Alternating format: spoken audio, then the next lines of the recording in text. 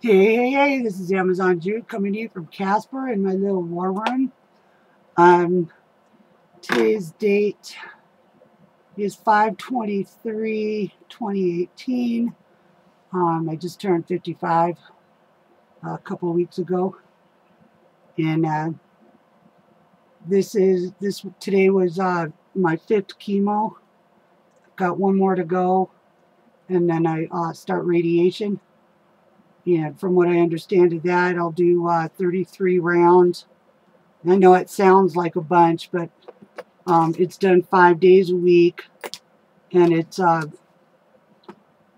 located that they'll do. She was saying she'll do up here and then down to here where the cancer was discovered. 5 days a week, so it works out to 33 treatments, about 6 weeks worth. They last anywhere from 10 minutes to tops of about 15 minutes, so they'll be really quick, and they'll be 5 days a week up at Rocky Mountain Oncology. But anyway, one more, and as you can see, my hair's all gone. My eyebrows are pretty much gone. I still have eyelashes to a degree, but anyway, the reason I did this one today was I wanted to maybe give you girls and guys a little heads up on the 2 drugs that I was on, Herceptin and Progesta, and then I have the little box that does your after chemo dose instead of having to go back up there. It's a little box, and it blinks green until all the medication's out. In about 72 hours, I can peel it off. But the reason I wanted to do this one today is because it is it is trip number 5, and I had 6 for my series. Everything's looking good. I met with the radiologist yesterday, and like I said, they're going to do 33 rounds of the radiation from my collarbone down to where the cancer was discovered in my 2 of the 4 lymph nodes under my arm. And as you know, I had full mastectomy, so I had both my breasts removed. I'm not real worried about doing reconstruction surgery. You know, like I said, I'm 55 years old, and I've been married 20 years, and you know, it is what it is. And my life to my husband was much more important than a pair of boobs. They weren't all that beautiful anyway. I mean, I liked them, but they didn't make me who I was. I make who I am. But a couple of things I have learned is when you're on chemo and you're on other medications, say you're a diabetic, or like me, I'm a diabetic type 2, and I had Graves' disease, so I had my thyroid removed a few years back because it was just soaking up too much juice, and it was causing me to go into AFib a lot because I was hyperthyroid. And normally it's down around 2 for me now, and that makes me feel pretty good, and I move, and I don't, you know, pack on the pounds and stuff. And like I said, I went to my regular doctor, and it was 9. No wonder I was feeling so tired and run down, because my thyroid was, you know, or my thyroid meds weren't being absorbed like they should have been. And that's the point, is they weren't being absorbed. I'd had so much diarrhea that any of the medications I was taking for even my diabetes and my thyroid didn't have a chance to be absorbed in, because you know it all absorbs in your gut, not your stomach. It absorbs in your gut. So if you're swallowing all those meds and they don't have time to be dispersed into your body, you're just basically pooping them out, you know, with the diarrhea. So the reason I say this is because when I went to my doctor, after having, I think it was like 11 days of just straight diarrhea. I mean, I was living on anti-diarrhea drugs, and the ones you get from the doctor, you're only supposed to take up to 8 a day, and I was probably having to take about 12 or 14. because I was just doing so much of it that they thought I might have what they call C. diff, which turned out to be negative, and I was going to test for it again. But yesterday I had a nice normal stool, and the day before, so C. diff is probably not an issue. It was just that the chemo was messing with, and it does. It messes with everything. It messed with the thyroid medications being absorbed. It's messed with the diabetes drugs being absorbed. I mean, when my doctor checked my blood sugar, it was like 250, and I had blood work done last week, or no, just a couple of days ago, day before yesterday, and it was 135. So that tells you when the diarrhea stopped, my medications were being reabsorbed properly, and so I really didn't need to change my medications with my regular doctor. Be careful with that, because you don't want to be going and changing your meds in the middle of chemo, because the chemo is what's messing with them. So if you can bear yourself through your 6 or 8 treatments, or for chemo, and not have to change your meds to any drastic stuff, don't do it.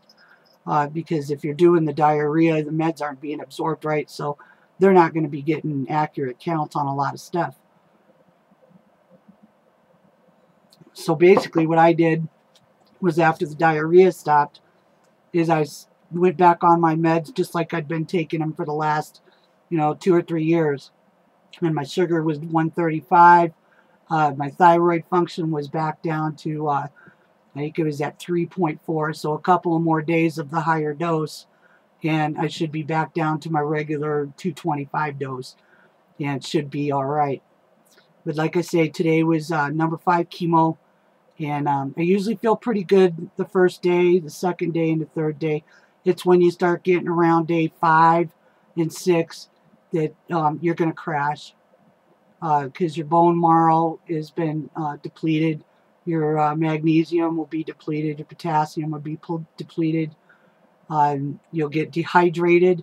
I tried Pediasure, or I started with Gatorades. They were just too sugary. I like the Life Water because it's just electrolytes and vitamins and minerals. And I went ahead and bought Pediasure, what we give our kids when they're sick, because it's pure electrolytes, and it came in grape and strawberry, and there was a lemon lime. I had all those, and even those with my chemo, I could only drink so much of it because of the taste that was added to it. So this time I'm just doing where there is no taste, there's nothing to it, just what it is in the electrolytes. And I'm going to go that way, and I'll try to do 2 of those a day, and that should equal out to about 64 ounces, a gallon of water. And it should keep me pretty hydrated. If not, I still have a standing order with Rocky Mountain Oncology, that when I do get dehydrated, I can just go in, and they'll do a quick blood test on me and give me fluids, VI through my port. A lot of people have had trouble with their ports. I haven't. It's my Dr. Anderson placed that just exactly perfect. I can sleep on that side. I can shower. It hasn't bruised up. And don't let nobody fool you. Every time they puncture it to do your chemo, it hurts. Just for a split second, but it hurts. Saw some friends there today. I wasn't happy to see them. His diagnosis was lung cancer, but it was, I guess, the good kind, and it was stage 3B. I'm not sure what that means, but it means there's a lump or something in there, and they're going to try to shrink it and do chemo on him. And his wife looked absolutely scared. I tried to reassure him that everything's going to be okay, and I think it will be, you guys. He's a strong man, and you're a strong woman, and you two are probably one of the nicest couples I've ever known, through the years. So good luck, you two, and if you have any questions, don't hesitate to call me. I could pretty much give you the lowdown through my videos, how he's going to feel. About day 5 is when it really starts to kick your butt. And anyway, God bless you too, both of yous. Anyway, also during this time, through your chemos, invest in a good blood pressure monitor.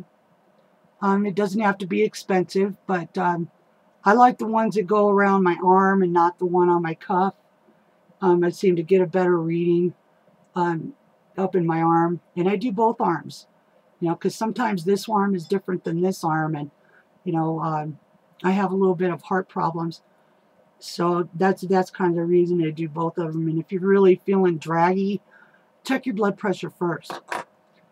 Usually, like if you're getting really dehydrated, your blood pressure will go down, and mine went down. It was like, I don't know, 91 over 65, and I just absolutely felt like shit, because I'm one of those that run 130s and 40s, and you know, and I'm riding my motorcycle, and I'm pepped, and I'm hopped, and you know, I rock and roll.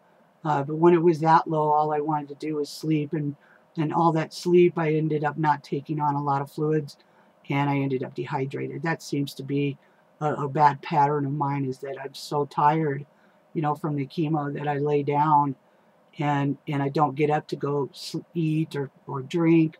You know, I might get up and have a yogurt or half a glass of water, when really I need to have 2 full glasses of water or 2 full glasses of electrolytes.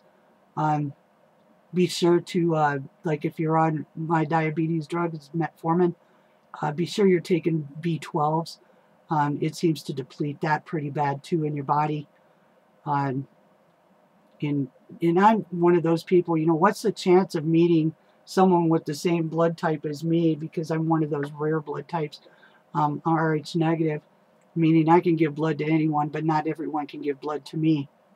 And I sit right next to a gal who's got it, and then I find out my daughter-in-law has it.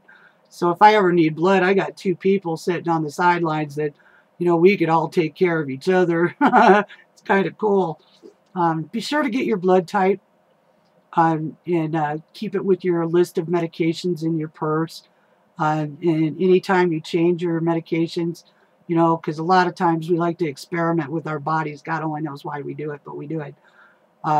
Since I have kind of a little bit of heart issues, I have a mitral valve that likes to leaks back into the other chamber. So I take a baby aspirin, you know, sometimes every day, sometimes a couple, 3 days a week. But make sure your doctor knows about it. Hydrocodone is really good for pain, but I haven't had to use much of that. I've used it more for the neuropathy in my feet, because the Lyrica is just such an expensive drug. Even with my health insurance, it's still like $400 to buy a 30-day supply of Lyrica, when I can get the hydrocodones for nothing. You know, my insurance pays for them. But as long as I keep my feet elevated, and I bought some compression socks, and my daughter-in-law bought me a pair. And so if I put those on in the morning, I can pretty much keep the swelling in my feet down to a, you know, a slow roar. There was a time where they were just absolutely on fire, and that was diabetes and you know, sugar levels being all out of whack. And that's, you know, it started with the chemo. It was happening before the chemo, but just once in a while. And then, you know, most of the month my feet were normal. And then, you know, around when I would excuse me normally get my period, my feet would swell up. Or if I ate pizza, something really high in carbohydrates. Eat better. Eat a lot better for yourself. And don't forget, you need protein. Any way you can get protein, because you need it. That's what helps build your bone marrow back up, and your white blood count, and your red blood platelets back up, is protein. I've been living off of yogurt, tuna fish, and God only knows, prime rib is expensive, but a good piece of red beef, you know, and I feel 100% better. So I've been sneaking, ordering prime rib from the Texas Roadhouse here in Casper. I get the 12-ounce, and I have it medium rare, so I can, you know, warm it up in a pan or in the microwave and still not have it overcooked. And I'll get a good 3 or 4 ounces of that for a meal, and then, you know, the next day I'll eat the other 3 or 4 ounces. And I can get a good 2 days worth of protein out of a good prime rib for $20. And the yogurt, is absolutely essential for your gut. It's got a lot of probiotics in it. It helps with the diarrhea. So does burnt toast and bananas and applesauce. Those are all good home remedies. I've tried them. They work. Uh, I like to do a little baking soda in some water in the mornings because it helps cleanse the liver and the colon and all of that. That helps a bunch too. The important part, I think, is what I'm getting here is not every chemo person is the same. I just happen to be one of those very sensitive people that anything that knocks me off balance, I end up paying for it in some other way. And yeah, so, keep an eye on your blood pressure. If it starts getting too low, lay off your blood pressure dope for a day or so and get some more water in you until you can get it back up, over 100. I like to see at least 110, 120, and then I feel a little better. But the higher the better for me, because I'm a 135, 140 person, and that's it's changed a lot since I'm not smoking all the time. It's dropped on its own. I could probably step down to a little less than my 320, but I'm going to need the pea pill part of it probably for a long time to come, just because of the neuropathy in my legs from the diabetes. But it's really important that you just don't work with your oncologist and your surgeon. Get your regular doctor involved with these three and make sure that they all talk, so that they can give you the best care and deal with your problems as they come along, and not try to over-medicate you or under-medicate you to adjust for the chemos and stuff, because the chemo's not going to last forever. And you sure as heck don't want to be on some high blood pressure pill when you're done with chemo and your blood pressure goes back to pretty much normal, and then bottom out because the drug is too strong or this drug is not strong enough. So I would suggest everyone get involved. You want your doctors all talking with each other and able to order blood work for, like mine. My regular doctor needs to know what my TSH is for my thyroid. My surgeon needs to know how much fluid is building up. And I have this, I've told you this before, this little boob where they did the biopsy, and it just keeps filling up with lymphatic fluid. I have a touch of it in my right arm right now, lipedema. And I'll call doctor tomorrow and see if I can get in and have him drain my third boob, and then wrap it up again. I'm wrapping it up like when you have cracked ribs to try to get it to not fill up in that pocket. But you know how skin is. If there's an empty spot, it's going to fill it up. And that's pretty much what it's been doing up until now. I've been lucky. There's been no infection. But I don't go a lot of places either. I mean, I'm really meticulous. I have people that go do my grocery shopping, especially after chemo, because you're most susceptible to any kind of cold, flu, infection. And your skin, you're going to notice, gets really thin. I mean, I am like butchered up. And that's just from bumping into furniture. And, I was trying to clean my closet out the other day and drug it across the chair. Got this big old scrape over there from the chair, and it's just, your skin's like paper thin. So, make sure you don't have any sharp objects around you. You might want to wrap yourself up in bubble wrap, I swear to God. They still have a little bit of peach fuzz on top. I was talking to a gal today, Mary, and she said when it grows back, it'll all grow back evenly. So it'll just be one like spaghetti bowl of hair coming out. Can't wait for that. I miss my hair. You can't believe how cold you get. I mean, there was 10 days there that all I could do is wear my hat to keep warm. And it was like 60 degrees outside. And the house is 65. I shouldn't have been cold at all, but I was freezing. So I had to wear my hat, and I had to wear, pants and a thick warm shirt, and everybody's, in tank tops and shorts, and I'm looking like somebody's going into a snowstorm. But anyway, I wanted you guys to be all aware of that, and I told you I would keep up with, this video journal for future posterity of anyone going through breast cancer stage 2, chemo treatments, and then radiation. Make sure your doctors talk to each other. Try not to screw with your meds too much. Sometimes you can take them, sometimes you shouldn't. Get a good blood pressure monitor. Keep an eye on that because that'll tell you how you're feeling. Keep hydrated at all costs. I found kind of a cool way to do this. If you can pinch the skin on the top of your hand, it should bounce back pretty quick. Okay, then you're not dehydrated. But if it kind of stays that way and slowly goes back, chances are you're probably dehydrated. If your mouth feels cottony, you're probably dehydrated. If you're feeling really fuzzy brained, you're probably dehydrated and your blood pressure's low.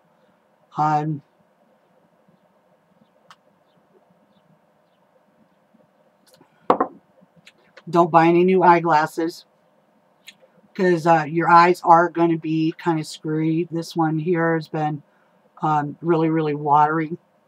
And I've had to dig out old pairs of glasses to try to find something that I can actually use to read the internet. And I was going to go and buy a brand new monitor. I still think I'm going to because it's huge. It's 27 inches. And then I can increase the font on it so I can continue to be part of the political happenings in my state and local area. I can't get to the meetings and stuff right now, but I can sure give them hell via internet, and I do just that. We've got some elections coming up in Wyoming, and I think we need a new senator. John Barrasso's not doing his job. I think Enzi could probably, you know, he's a good speaker and he tries to do the right thing. But I think he's just getting to the point where he probably should retire and let's get some new blood in there. I'm definitely never voting Democrat. I mean, those guys are absolutely insane. They're trying to adopt the let's drain the swamp. That's drain them. That's who it is. They're the flippin' swamp. But anyway, that's politics, and I'll do that on another video. But anyway, I wanted to remind you guys, yep, keep an eye on your blood pressure. Make sure you stay hydrated. If you're feeling fuzzy-brained or chemo-brained, check your blood pressure. Have your sugar levels checked. If you're a thyroid person like me, get a TSH done at least, you know, every 6 weeks to see where your levels are, so you can kind of adjust your meds a little bit. Otherwise, you know how it is. Your feet hurt, your back hurts, your legs hurt. Hypothyroidism is no fun, and neither is hyper. So keep an eye on that too. Boy, it's been a long video. I'm sorry to keep you so long, guys. But number 5 down, and we'll see how I feel in about 5 days. And if you don't hear from me, you know I'm down for the count for a little while. This one took a little longer to bounce back from, even though they decreased my drugs a little bit, and my hands aren't burnt. They didn't burn last time, so chances are they won't burn this time, and I won't lose my fingernails. A lot of horrid thing goes with that, you know. I hope they come up with a cure for it someday. And I promise, if I ever win the Wyoming Cowboy Lottery for $200 million, I'm donating $1 million to cancer research for Children's Hospital. So, anyway, with that, take care, girls. And guess I'll see you. Oh, I was going to tell you one more thing.